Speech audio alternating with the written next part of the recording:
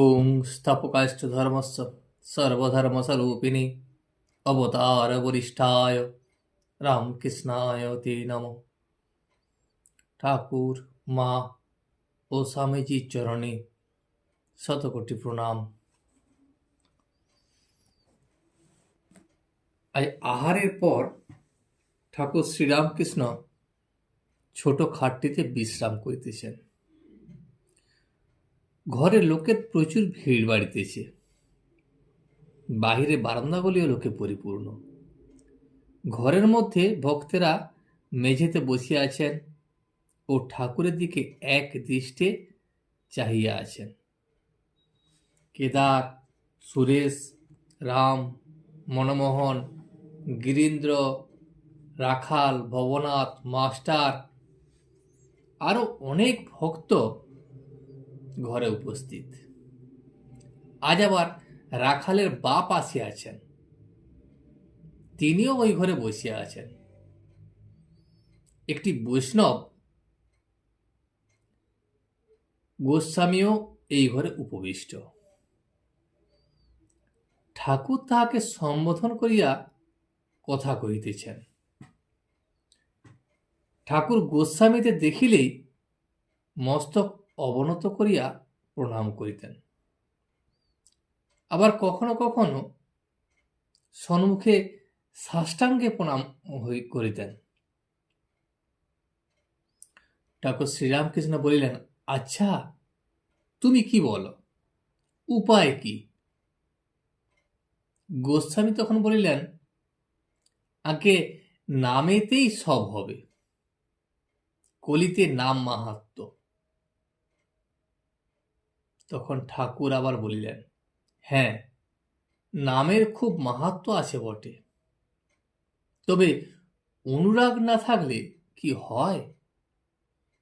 ঈশ্বরের জন্য প্রাণ ব্যাকুল হওয়া দরকার।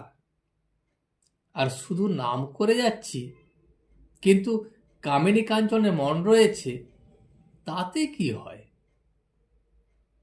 বিছে বা ডাকু যদি কামড়ায়, তার মন্ত্রে সারে না, তাকে ঘুঁটের ভাবরা দিতে হয়।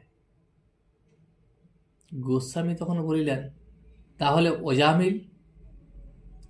অজামিল মহাপাতকী, এমন পাপ নাই যা সে করে নাই। কিন্তু মরবার সময় নারায়ণ বলে ছেলেকে ডাকাতে সে উদ্ধার হয়ে গেল। তখন শ্রী রামকৃষ্ণ বলিলেন, হয়তো অজামিলের পূর্বজন্মে অনেক কর্ম করা ছিল, আর আছে যে সে পরে তপস্যা করেছিল। এরকমও বলা যায় যে তার তখন অন্তিম কাল। যদি হাতিকে নাইয়ে দিলে কি হবে? আবার ধুলাকাদা মেখে সে যেইকে সেই থাকবে। তবে যদি হাতিশালায় ঢোকবার আগে তাকে কেউ ঝুল ঝেড়ে দেয় বা ও স্নান করিয়ে দেয়, তাহলে তার গা পরিষ্কারই থাকে। নামেতে একবার শুদ্ধ হলো, কিন্তু তারপরে হয়তো নানা পাপে লিপ্ত হয়। মনে বল নাই, প্রতিজ্ঞা করে না যে আর পাপ করব না। বলে গঙ্গা স্নানে সব পাপ চলে যায়। গেলে কি হবে? লোকে বলে যে পাপগুলো গাছের উপর থাকে। গঙ্গা নিয়ে যখন মানুষটা ফেরে, তখন ওই পুরনো পাপগুলো গাছ থেকে ঝাঁপ দিয়ে ওর ঘাড়ের উপর পড়ে। সেই পুরনো পাপগুলো আবার ঘাড়ে চড়েছে। স্নান করে দুপা না আস্তে আস্তে আবার ঘাড়ে চড়েছে। তাই নামও করো, সঙ্গে সঙ্গে প্রার্থনাও করো, যাতে ঈশ্বরেতে অনুরাগ হয়। আর যে সে জিনিস দুদিনের জন্য, যেমন টাকা, মান, দেহের সুখ, তাদের উপর যাতে ভালোবাসা কমে যায় তারই প্রার্থনা করো। ঠাকুর গোস্বামীকে আবার বলিলেন, আন্তরিক হলে সব ধর্মের ভিতর দিয়ে ঈশ্বরকে পাওয়া যায়। বৈষ্ণবেরা ঈশ্বরকেও পাবে, আবার শাক্তরাও পাবে, বেদান্তবাদীরাও পাবে, ব্রহ্মজ্ঞানীরাও পাবে, মুসলমান, খ্রিস্টান, এরা সবাই পাবে। কিন্তু আন্তরিকতা চাই। যদি আন্তরিক হয় তাহলে সবাই পাবে। কেউ কেউ আবার ঝগড়া করে। তারা বলে, আমাদের শ্রীকৃষ্ণকে না ভজলে কিছুই হবে না, কি আমাদের মা কালীকে না ভজলে কিছুই হবে না। আবার কেউ কেউ বলে, আমাদের খ্রিস্টান ধর্মকে না নিলে কিছুই হবে না। এইসব বুদ্ধি মতুয়া বুদ্ধি। অর্থাৎ আমার ধর্ম ঠিক আর সকলের মিথ্যা, এই বুদ্ধি খুব খারাপ।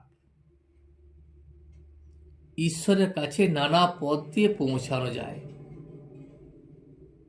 আবার কেউ কেউ বলে ঈশ্বর সাকার, তিনি নিরাকার নন, এই বলেও আবার ঝগড়া হয়। যে বৈষ্ণব সে বেদান্তবাদীর সঙ্গে ঝগড়া করে। যদি ঈশ্বর সাক্ষাৎ দর্শন হয় তাহলে ঠিক বলা যায় যে দর্শন করেছে সে ঠিক জানে ঈশ্বর সাকার আবার নিরাকার। আরো তিনি কত কি আছেন তা বলা যায় না। কতগুলো কানা এসেছে একটা হাতির কাছে। তো একজন লোক তাদেরকে বলে দিল যে এই জানোয়ারটির নাম হাতি। তখন কানাদের জিজ্ঞাসা করা হলো, হাতিটা কি রকম? তারা হাতির গা স্পর্শ করতে লাগলো। তখন একজন বললে, হাতি একটা থামের মতো। সে কানাটি কেবল হাতির পা স্পর্শ করেছিল। আবার একজন বললে, হাতিটা একটা কুলোর মতো। সে কেবল একটা কানে হাত দিয়ে দেখেছিল।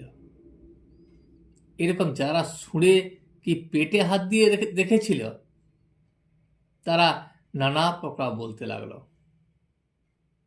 তেমনি ঈশ্বর সম্বন্ধে যে যতটুকু দেখেছে সে মনে করেছে ঈশ্বর এমনি, আর কিছু নয়। একজন লোক বাহ্যে থেকে ফিরে এসে বললে, গাছতলায় একটি সুন্দর লাল গিরগিটি দেখে এলো। তখন আরেকজন বললে, আমি তোমার আগে সেই গাছতলায় গিয়েছিলাম। লাল কেন হবে গো? সে সবুজ, আমি নিজের চোখে দেখে এসেছি। তখন আরেকজন বললে, ও আমি বেশ জানি, তোমাদের আগে গিয়েছিলাম, সে গিরগিটি আমিও দেখেছি। সে লালও নয় আবার সবুজও নয়, আমি সচক্ষে দেখেছি নীল। আর দুইজন ছিল, তারা বললে হলদে, কেউ বললে পাঁচটে, নানা রং। শেষে সবাই মিলে ঝগড়া বেঁধে গেল। সকলে জানে আমি যা দেখেছি তাই ঠিক। তাদের ঝগড়া দেখে একজন লোক জিজ্ঞাসা করলে, ব্যাপার কি? যখন সব বিবরণ শুনলে তখন বললে, আমি ওই গাছতলায় থাকি, আর ওই জানোয়ার কি আমি চিনি।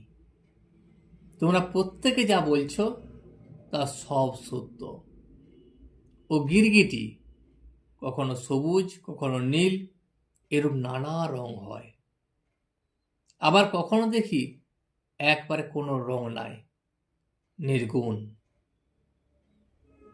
ঠাকুর এবার গোস্বামীকে বলিলেন, তা ঈশ্বর শুধু সাকার বললে কি হবে? তিনি শ্রীকৃষ্ণের ন্যায় মানুষের মতো দেহ ধারণ করে আসেন, এও সত্য। নানা রূপ ধরে ভক্তকে তিনি দেখা দেন, এও সত্য। আবার তিনি নিরাকার, অখণ্ড সচ্চিদানন্দ, এও সত্য। বেদে তাকে সাকার নিরাকার দুই বলেছে, সগুণ বলেছে, আবার নির্গুণও বলেছে। কিরকম জানো? সচ্চিদানন্দ যেন অনন্ত সাগর, ঠান্ডার গুণে যেমন সাগরের জল বরফ হয়ে ভাসে, নানা রূপ ধরে বরফের চাঁই সাগরের জলে ভাসে, তেমনি হাড় হিম লেগে সচ্চিদানন্দ সাগর সাকার মূর্তি দর্শন হয়। ভক্তের চগ্ন সাকার, আবার জ্ঞান সূর্য উঠলে বরফ গলে যায়। আগেকার যেমন জল তেমনি জল দেখা যায়, অধ ঊর্ধ্ব পরিপূর্ণ, জলে জল। তাই শ্রীমদ্ ভাগবতে সব স্তব করেছে, ঠাকুর তুমিই সাকার, তুমিই নিরাকার, আমাদের সামনে তুমি মানুষ হয়ে বেড়াচ্ছ,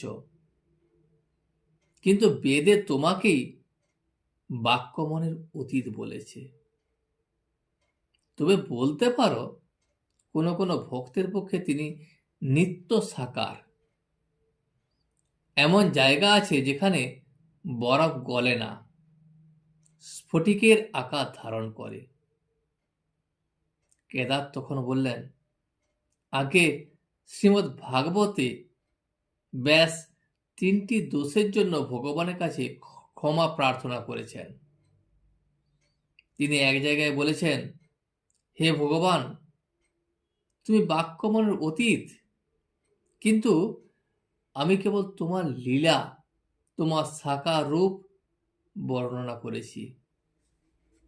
অতএব অপরাধ মার্জনা করিবেন। ঠাকুর শ্রীরামকৃষ্ণ তখন বলিলেন, হ্যাঁ, ঈশ্বর সাকার, আবার নিরাকার, আবার সাকার নিরাকারেরও পার, আর ইতি করা যায় না। আজ এই পর্যন্তই। ভিডিওটি শেষ পর্যন্ত দেখার জন্য আপনাকে অসংখ্য ধন্যবাদ। ভিডিওটি যদি আপনার ভালো লেগে থাকে তাহলে একটা লাইক, কমেন্ট এবং বন্ধুর সাথে শেয়ার করে দেবেন। সাবস্ক্রাইব করে পাশে থাকা বেল আইকনটি বাজিয়ে দেবেন, যাতে আপনাদের নতুন ভিডিওগুলি সর্বপ্রথম আপনার কাছে পৌঁছে যায়। জয় শ্রী রামকৃষ্ণ, জয় শ্রী রামকৃষ্ণ, জয় শ্রী রামকৃষ্ণ।